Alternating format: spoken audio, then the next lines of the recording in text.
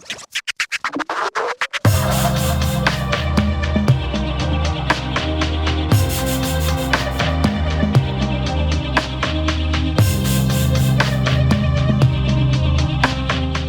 Friday, everyone. John Lorden here with a new episode of BrainScratch. This week's is going to be a little bit different.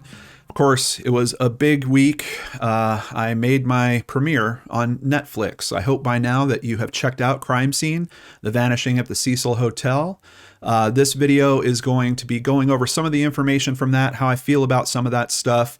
Spoiler warning, we're going to be talking about stuff that appears in there. So if you're not ready for that, you might want to check out of this video now. Come on back after you've seen it. This video is also going to serve as the new beginning for my Elisa Lam playlist. I know a lot of people are going to be coming from the documentary. I'm already seeing it happen. They're jumping over there. There's stuff, I think, from the documentary that they might want to understand before they get into all that. So that's part of what this video is too. We're going to cover what I thought of the documentary. We're going to list some theories that they didn't go into and what I thought about that, about them keeping those theories out. We're going to touch on the information that I didn't know about, new information that they revealed in the documentary. And one of the biggest kind of sticking points, I think, of this whole thing, what was my involvement with what happened to Pablo Vergara, also known as Morbid? And how do we make sure that that doesn't happen in other cases? Finally, we're going to wrap it up with how I use this project to, once again, honor the memory of Elisa Lam. So a lot of stuff we're going to cover here. Why did I start the Elisa Lam series back in 2015?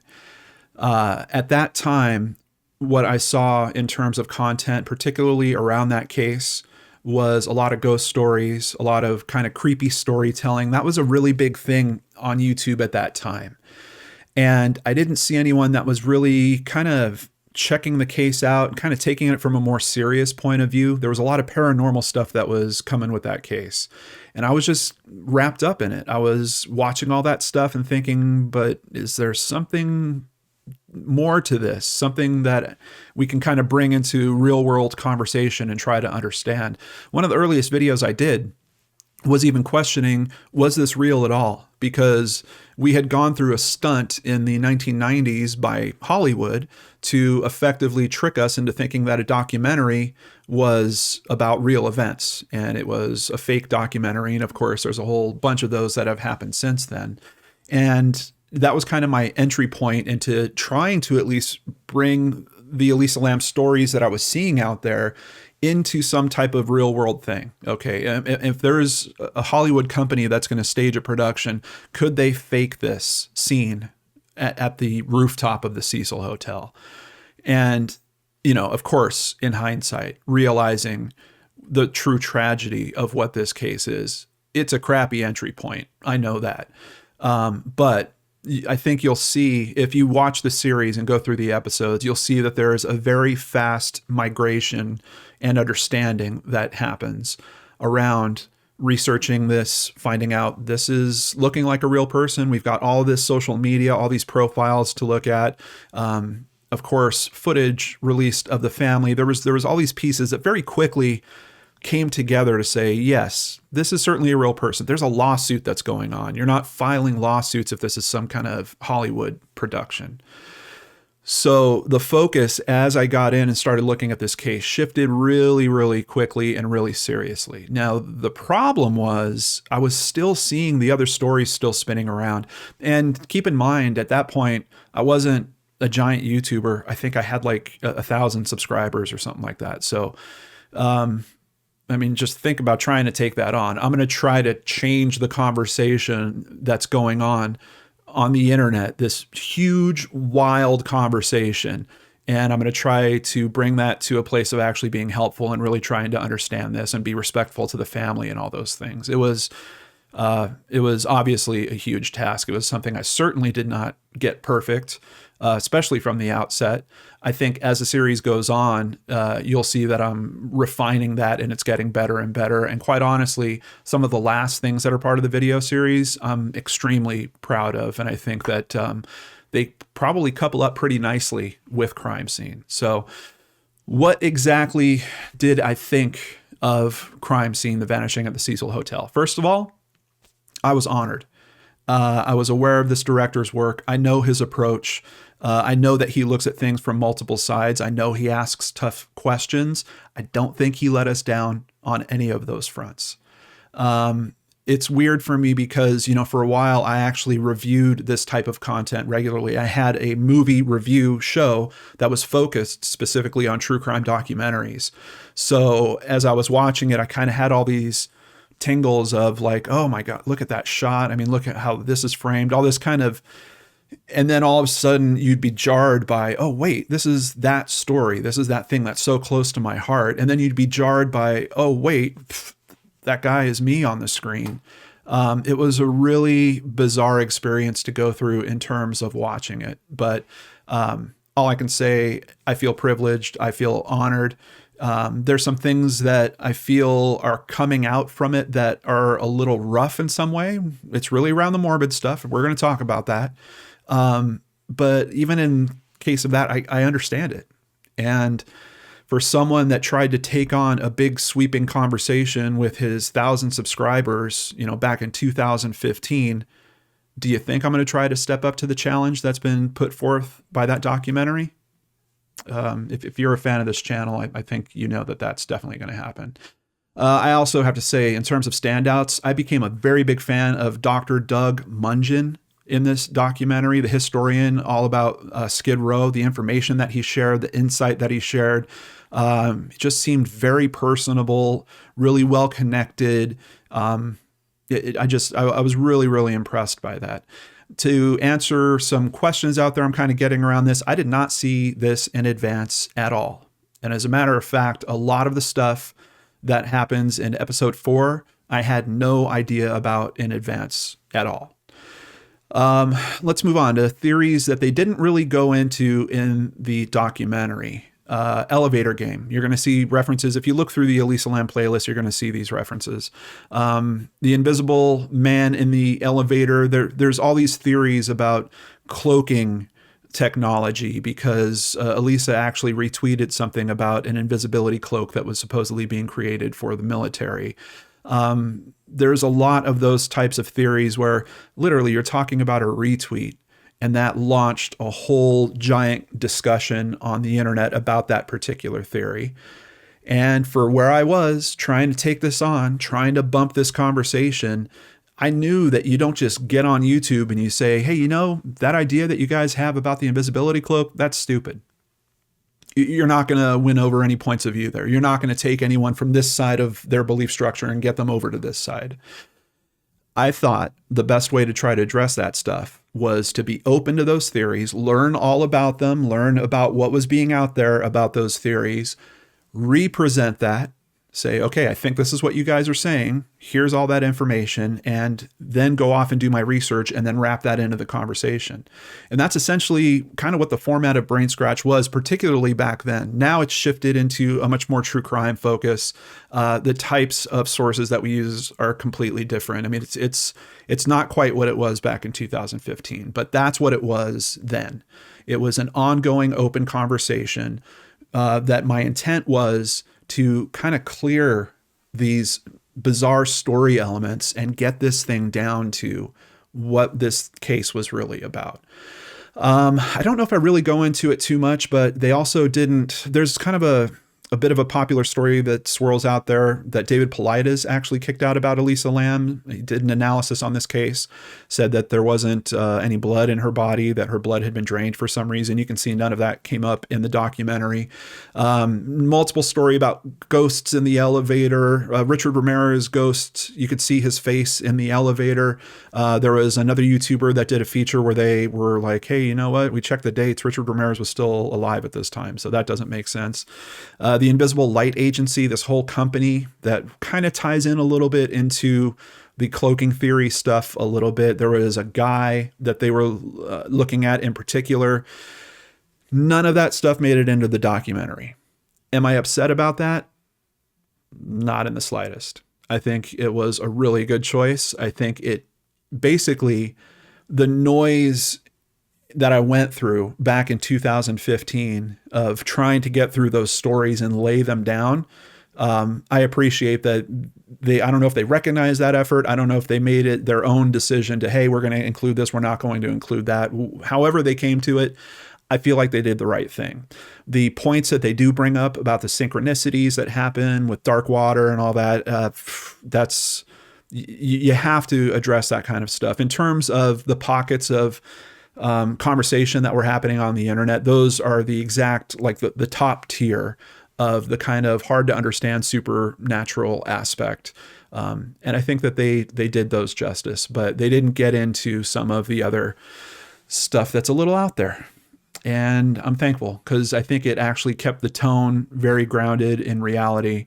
I don't know if Joe Berlinger has done any real paranormal. I don't think he has. He's typically been very strong on the true crime front, for at least for the work that I know him for. So I think it's a good move. New info that I didn't have either full answers to or didn't know at all. The first one that really came up was the box. And I'm so thankful that the detective, his name is slipping my mind right now, actually brought up that footage because it was kind of a later discovery. We heard from one of the other detectives, one of the lead detectives, I believe, that they had footage of her at the front of the hotel. There was two men. They hand her a box. Very weird component to this whole story. Really kind of like, what's going on with that? And for them to have such a definitive conclusion, they know the box came from the last bookstore. They know it was books that essentially she was worried about being able to carry home. That is what I was hoping for in terms of a big production coming in, kind of taking the conversation from where the internet has left it and picking it up and seeing if they could drive some of these points all the way home. And that's one of those big points. I was really, really thankful they did. The additional insight that they kicked in about the TV taping that she went to, I know that they didn't call out the show. I'm pretty confident that that's the Conan O'Brien taping that she went to.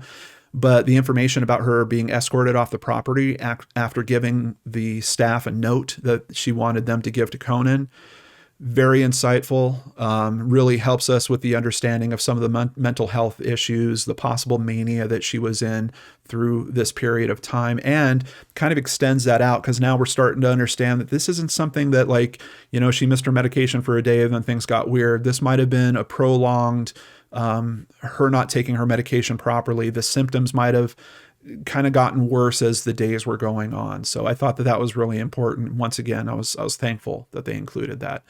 The additional information that we get from the general manager about leaving the notes on the guest's bed. Now, I had pieces of that because of the legal documents that we were able to pull down and we reviewed. That's one of the videos that are in this playlist.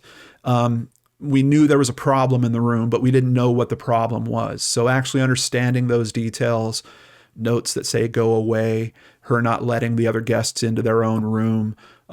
Once again, it's really helping to solidify and kind of understand what's going on there. Also mentions of her acting out in the lobby, the fact that her family saw some patterns of paranoia that she had experienced previously. Really, episode 4, I think, does a really good job of bringing together the understanding of all these pieces. And in doing that, it kind of answers an overarching question. Why is it so hard to understand what she's doing in the elevator video? And these are all little pieces that are helping that understanding. I think it's great that they got Amy. I think it's great that they got Santiago, the LAPD detectives, all of that. I think they got the right people together. I really do. So, of course, now we got to talk about the big thing in episode 4. And keep in mind, I did not see this before you guys. I basically woke up when it was released. I power watched the whole thing. And Morbid. I didn't know this part of the story. I was made aware of Morbid 2 years after the Taiwanese newscast. Okay, so the thing that triggered all that negative attention for him happens February of 2013. I don't start looking into this thing until Well, I'm recording in February of 2015. I think I might have started looking into it, like seriously looking into it in January. And honestly, even with that time frame, I don't think I became aware of Morbid until later in the research. It might have been 6 months, maybe even a year after that. So I didn't know. I didn't know what he went through. And if you consider that I'm not even talking on the internet when he's going through this, I just, it's weird because I know the documentary makes it appear like I was actively investigating this as it was going on. I came along years later, guys. That's not exactly how it happened. They did that for what I believe is narrative structure. They wanted the urgency of it seeming like it was something that was going on, and you could see how the episodes were structured. They were trying to lay this out in terms of her disappearance, episode to episode. So it's, and from my perspective, it's a little bit of an unfortunate choice just in terms of what they then lay out in terms of what he faced, and then kind of paralleling that with, hey, here's these guys that were doing that the whole time. They're part of the noise that was responsible for what happened to him. And the fact of the matter is, I had a day job. I wasn't anywhere near a camera. I wasn't doing anything to help fester what was a terrible, terrible situation. Even when I became aware of him, you heard the details. I didn't make an episode about him. There was nothing to theorize about. Anyone that has any level of critical thinking, you're going to look at those details and say, why are these people bugging this guy? There's no way that he has anything to do with this. And I don't think I looked into it for more than, 30 minutes or so. I mean, it was just one of those, through my series, it was a big thing for me to be listening to the audience to know where to go to next with what was the next big story that they were hearing that I had to get into, be open to, research, and see if I could support or if I could knock it down. That's really the mechanism that I was in as I was going through all this. By the time I heard about the Morbid stuff, first of all, I don't know if any of the information about what happened to him was public. I never heard any of those aspects until the documentary. All I knew was there was some people that were suspicious about this guy because he had stayed at the Cecil Hotel at one point. He was, I don't know if it's death metal. He was an artist, did some strange imagery and stuff like that. I wasn't going to make an episode about it. There was no theory from my perspective. There was absolutely no theory to that. I never believed that he had anything to do with this. Now, once again, I don't think what he went through was right. I don't think it was fair. I think people that put themselves on social media, like a lot of the people that you saw in that documentary do, we've gone through some form, and I'm not saying to the degree that he went through, but in some way, we've gone through a similar form of trolling or harassment. Particularly when you're doing the type of content that I was doing at the time, even with the type of content you do now. I mean, this is, you're talking about subjects that are emotionally tough, sometimes socially controversial.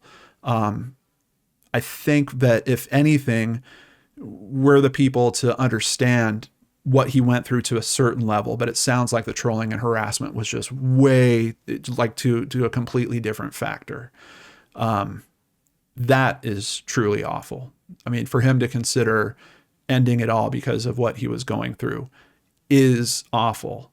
And I do think it's a wake-up call in some way for this community. We're going to talk a little bit more about that. One of the things I wasn't sure about in terms of his perspective of what he was going through, I just don't know why the term web sleuth was used to describe the people that were coming after him. The documentary is fairly clear that his first inclination that something's wrong is actually a newscast in Taiwan. So that's not social media. That's kind of major media at that point. And I don't know what the rules of journalism are in that country. I don't know if they're if they hold it to as high of a level as here.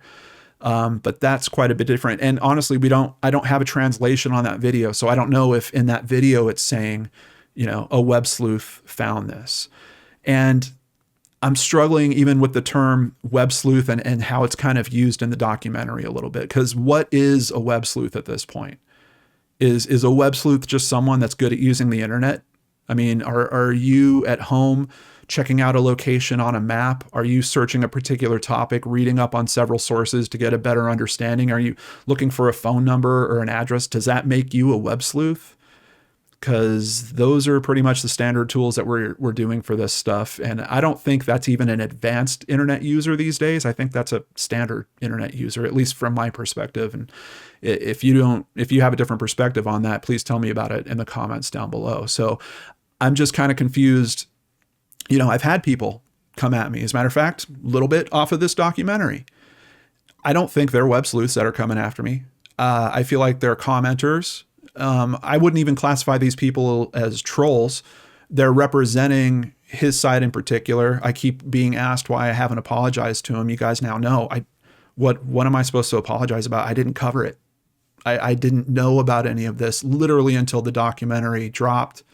I feel terrible for the guy. If there was something I could have done to protect him through that, I think my viewers know me well enough to know that I absolutely would have done that. If I thought there was some aspect to covering that would help essentially do what I was doing for Elisa's case, trying to knock down these wacky theories, I absolutely would have done that. I didn't have the chance. I didn't know about it. So, but once again, I don't know. Maybe there's something he knows about the people that were coming after him where he's assuming that they were having some type of investigative prowess or something like that. I can tell you the term web sleuth, and I'm not going to do it in this video. We're lining up something else to really get into all this. There are some standards for what at least I consider a web sleuth. And the term web sleuth, there's an actual site. It's websleuth.com. And there is a code of conduct that actually comes with that. And I've worked pretty strongly to model my channel off that code of conduct. So we'll get more into that in the subsequent project that I'm going to tell you guys about. But just to kind of close out this hoop on Pablo and what he went through, making an assumption and putting a group together and then making an assumption that they're all the same, it's dangerous. It's dangerous if you do it in his direction, saying, hey, people that do death metal and make music videos like that, they're obviously murderers. First of all, it's ridiculous. It sounds ridiculous to me even coming out of my mouth, but trying to make an association like that, dangerous. I think it's equally as dangerous to turn around and say, this group of people who looked into this case, they're all operating in the same way and they're all responsible for what happened to them. Groupings like that, that's not the reality. The truth is, for the people that you saw in this documentary, I work very differently from Stephanie. I'm sure both of us work very differently from Mike or from Josh. Not to mention the fact that their coverage came way later. Like they're just, how did they help foster any of that? Most of them covered Elisa's case, I think, within the past 2 years. So it's just an unfortunate thing about the narrative and how it came out with this. But the big thing that I keep, and it's actually in the documentary, it's his own words about the source of that information. It actually came from a newscast. That's not a web sleuth at that point, at least from where I'm sitting. It doesn't matter. What he went through was terrible. As a true crime creator, me personally, I can't speak for the whole community. And that's another kind of bizarre side effect, is somehow I think because I was the one that was interviewed, I don't know if I'm being seen as kind of the rally man on this case or something. I don't know. But I'm working hard constantly to stay focused on the victims and their families. And I know for people that have seen my work that you're like nodding your head, John, we know you talk about this all the time, or we see it all the time. It's in effect on the channel all the time.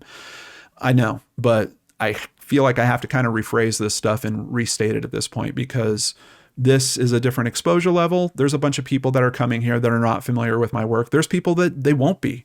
they'll come here and maybe they'll want to leave a comment and then never come back. I don't know. But I just want to put it out there to be said. The families that contact me, the thanks that we hear, that's what keeps us trying to figure this formula out. And maybe it's not right yet. Maybe it's not perfect yet. Even if it was perfect now, it's probably not going to be a year from now. This is something that has to kind of constantly evolve and be managed. And I'm thankful for the documentary that we've got like it's a new warning flag.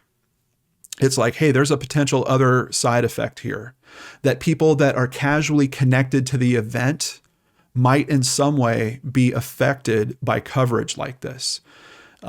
So it's important that I think we look at that more. It's important that we consider and we discuss that a lot further. We have to be aware of fostering. Essentially what happened in that case was what I consider a witch hunt. It would be terrible for me to think a video that I've put up motivated a bunch of people to go and do an attack of that kind or something like that. I can't even fathom it. And honestly, I know the community here. I know that would never happen. Honestly, I would expect you guys to all leave me in the dust if you thought I would ever try to motivate or make something like that happen. But this is one we didn't know about. I know that I'm not directly involved because the timing's all wrong, but I'm still concerned about it. I still want to figure it out because I want to make sure that it's not going to happen in other cases. So trying to guess the internet, trying to guess how it's going to respond. Like I said, very imperfect, something that we need to figure out, and I can't do that on my own. So pretty quickly after I saw the documentary, I started reaching out to people. I figure we have to start a conversation. I think it's probably going to be a series of conversations, but we got to get it started. So I'm working on a roundtable discussion specifically about responsible web sleuthing. It's going to be available on this channel soon. I'm hoping some of the other people that come along, maybe they will share parts of it, or I don't know if they'll do rebroadcasts on their channels as well. Whatever it takes to help put this information out there, willing to do it.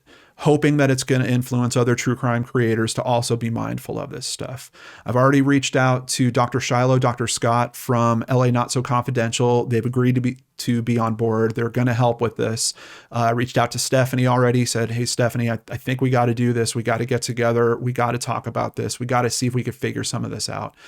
She's already on board. I've got a couple of other guests I want to reach out to, get their insight, and maybe add them to the panel as well. But to make this work, we need your help too. So I'm asking you, please take a moment, think about this problem, think about your concerns about this problem, and then add your questions, insights, comments in the comment box below. I'm going to be going through all the comments on this video and using that to help shape the discussion and raise some of these important points and see if we can figure out some mechanisms to try to work with this into the future.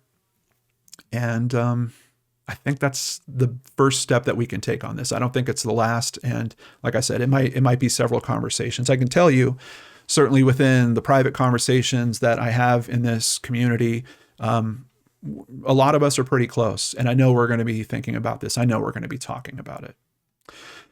So I had one commenter in particular, and it was kind of a little bit of a sideways comment. They were asking, how much did Ron Howard pay me to stop looking into Elisa's case?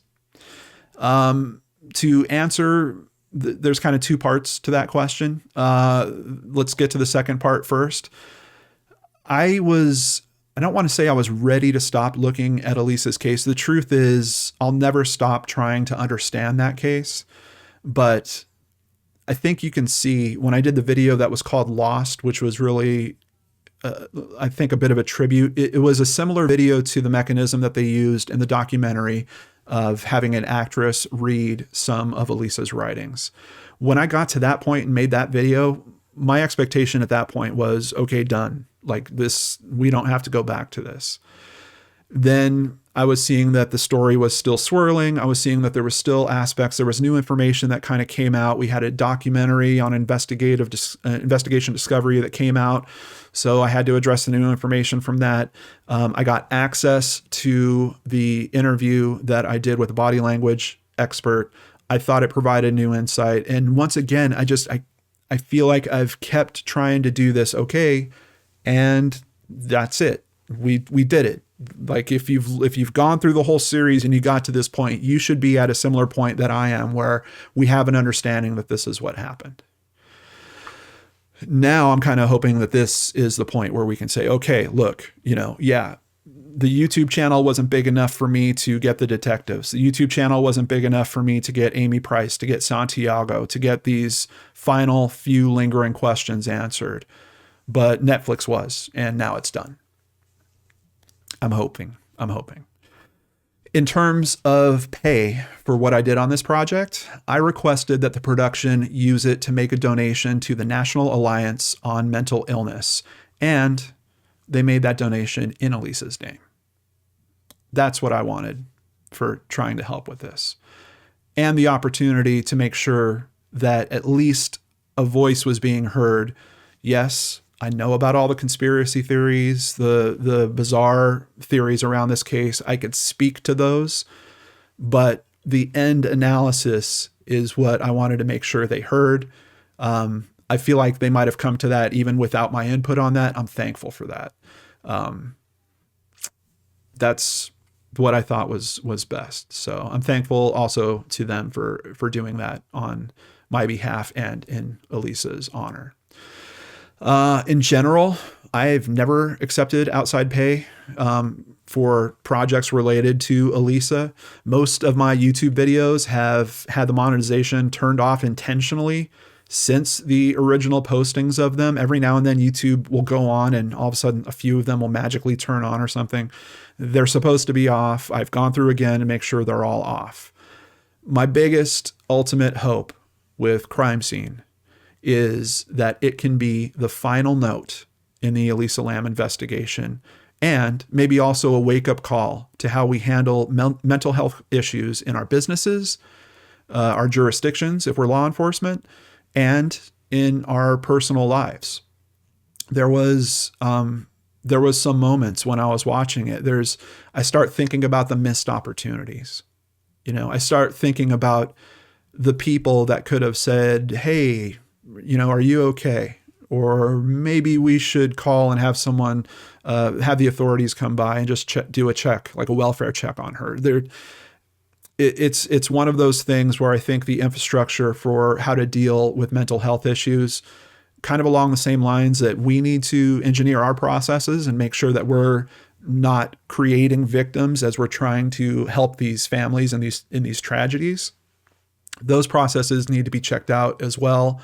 And better mechanisms figured out for all that. So I'm thankful that it's not a strong tone in the documentary, but for me, at least, it's definitely an undertone if you're understanding what happened around that. And if you're having that same feeling of looking for the opportunities where could someone have stepped in. If you're continuing on to the rest of my Elisa Lam series, please know it's what I consider some of my most unrefined work. It's rough in places. I was trying to figure this whole thing out. I was trying to build a method to take these theories on and to either get them grounded or come to understand them better. I mean, if there was theories that deserved the support, I was going to find that too. If you hang in through the series, I'm confident that you're going to see it grow, the method evolve, and the conversation actually move to where it should be, particularly with what I consider the final episodes, the interview with author Jake Anderson and the body language analysis with expert Sandy Hu. Thank you so much. Thank you for all the supportive comments. I really appreciate you guys. And thank you for the challenging comments. There is more to think about. There is more to work on, and I'm not going to shy away from that work. I really appreciate you guys. I appreciate people trying to understand more about this case, the journey that it took to get from where it was back in 2013 through 2015 to here where we are now in 2020. 2021 and how and where we can do better for others and grow in the future. So thank you so much. I really appreciate you guys. Take care, everyone, and I'll see you again back here on the Lord and Arts channel.